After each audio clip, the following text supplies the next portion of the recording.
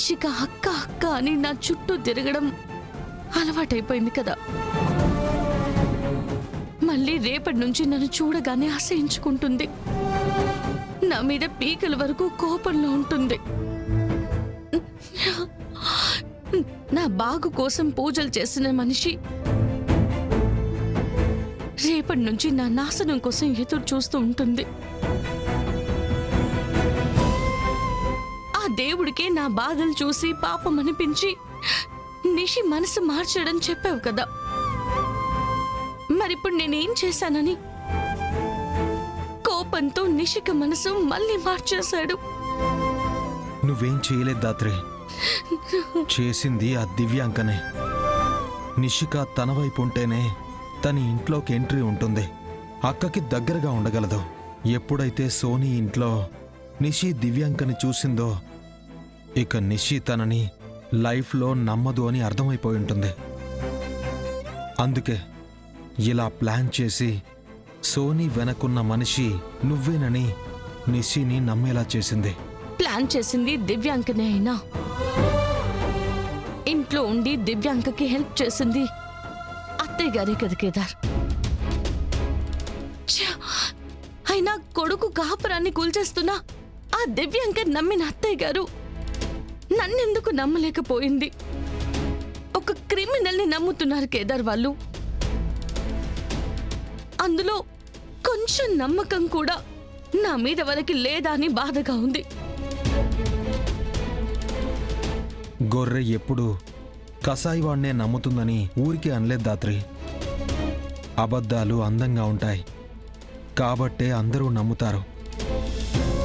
అబద్ధానికి ఉన్న విలువ నిజానికి లేదు దాత్రి. దివ్యాంక సోనీని యువరాజ్కి దగ్గర చేసి తనేం చేయాలనుకుంటుందో నాకైతే తెలీదు, కానీ దానివల్ల నిషిక కాపురం కూలిపోతుంది కేదార్. ఈ విషయం నిషిక అర్థం చేసుకోకుండా ఆ దివ్యాంకకి దగ్గరైతే నష్టపోయేది తనే. నిషి మన మీదున్న కోపంతో దివ్యాంక చెప్పింది చెప్పినట్టు చేసి ఎక్కడ తన కాపురాన్ని తన చేతులారా కూల్చుకుంటుందో అని భయంగా ఉంది. దాత్రి, అలా జరగకుండా నిషికాని యువరాజ్ని కాపాడుకోవడానికి మనం ఉన్నాం కదా దాత్రి. ఏమున్నా మనం చూసుకుందాం.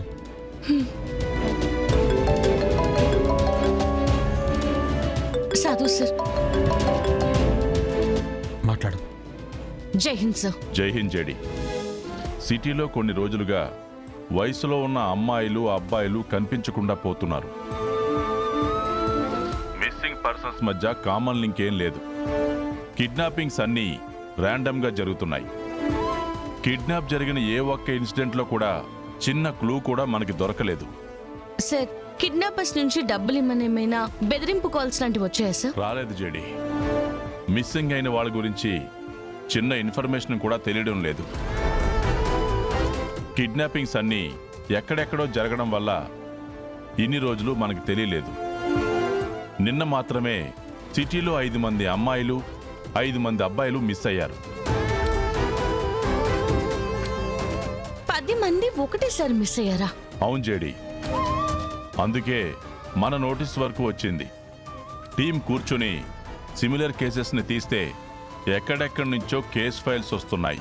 సార్, మరి ఇంత జరిగిన మీడియాలో ఎందుకు రాలేదు సార్? ఎందుకంటే మిస్ అయిన వాళ్లలో చాలా మంది స్లమ్ పిల్లలే ఉన్నారు.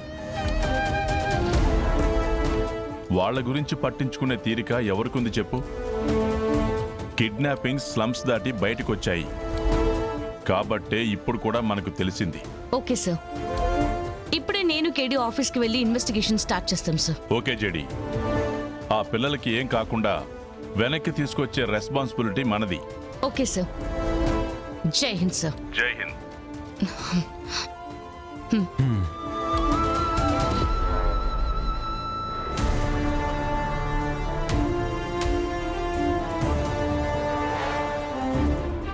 మొత్తం 8 మంది రెడీగా ఉన్నారు డాక్టర్. ఇంకో 12 మందిని రెడీ చేసుకుంటే ఈ బ్యాచ్కి మన టార్గెట్ పూర్తవుతుంది. ఓకే బాయ్, అయితే నేను పని మొదలు పెడతా. మీరు మిగతా 12 మందిని తీసుకొచ్చేలోపు నేను 8 మంది ఆర్గాన్స్ తీసి రెడీ చేస్తా. ఓకే బాయ్, ఒక చిన్న డౌట్ అడగొచ్చా? కలిసి కోట్ల బిజినెస్ చేస్తున్నాం. నీకు ఆ మాత్రం హక్కు లేదా? అడుగు. సిటీలో ఇంతమంది అబ్బాయిల్ని అమ్మాయిల్ని కిడ్నాప్ చేస్తున్నాం కదా, ఆర్గాన్స్ తీసుకుని ఎక్స్పోర్ట్ చేస్తున్నాం కదా, మరి విషయం పోలీసులకు తెలియకుండా ఉంటుందా? పోలీసులకు తెలియకుండా ఎందుకుంటుంది డాక్టర్? ఖచ్చితంగా తెలుస్తుంది. తెలుస్తుందా? మరి మనల్ని పట్టుకుంటారు కదా అబ్బాయి. కోట్ల డబ్బులు వస్తాయంటే లైఫ్లో సెటిల్ అయిపోవచ్చని ఈ పని కొప్పుకున్నా. జైలుకెళ్తే ఎంత డబ్బు ఉండి ఏం ఉపయోగం? Cool doctor. పోలీసులకు విషయం తెలుస్తుందని చెప్పాను కానీ ఇదంతా చేసింది మనమని తెలుస్తుందని చెప్పలేదు కదా. ఆ, అర్థం కాలేదు బాయ్. డాక్టర్, పోలీసులు ముందు కిడ్నాప్ కేసు అని అనుకుంటారు.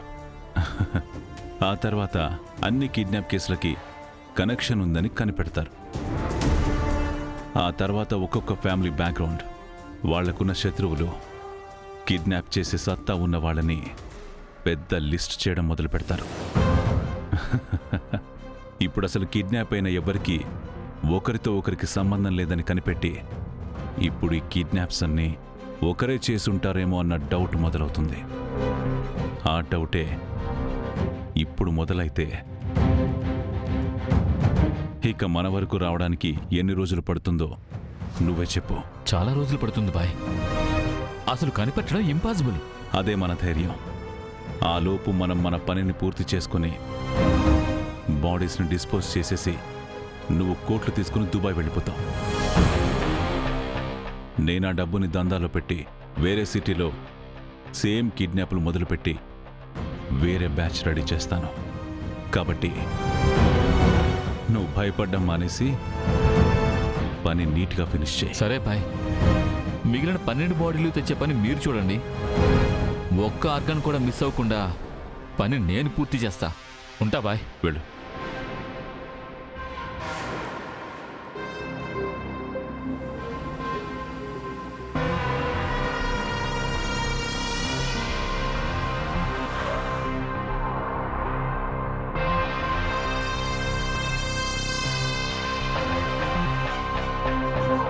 అన్నా, చుట్టూ ఎవరూ లేరు. కుర్రాడు ఒక్కడే ఉన్నాడు. ఎత్తుకెళ్ళిపోదామా? చుట్టూ ఎవరు లేరు సరే, కెమెరాలు ఉన్నాయో లేదో అని బాయ్ చూడమన్నాడు కదా, చిన్న క్లూ కూడా వదిలిపెట్టకూడదని. ఓకేనా?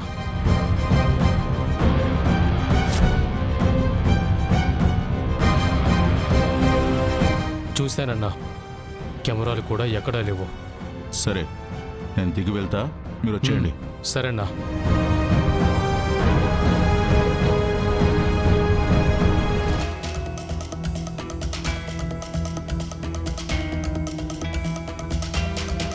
భయ్యా, కొంచెం మీ అడ్రస్ ఎక్కడో చెప్తారా? ఈ అడ్రస్ ఇక్కడి నుంచి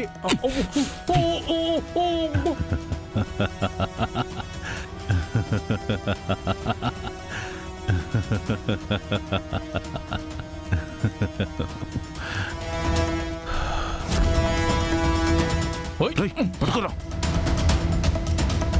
త్వరగా ఎక్కడా. రే, నువ్వు పోనీరా. రామస్వామి, మన వాళ్ళకి ఫోన్ చేసి మిగిలిన 12 మందిని అరేంజ్ చేయడానికి ఎంత టైం పడుతుందో కనుక్కో.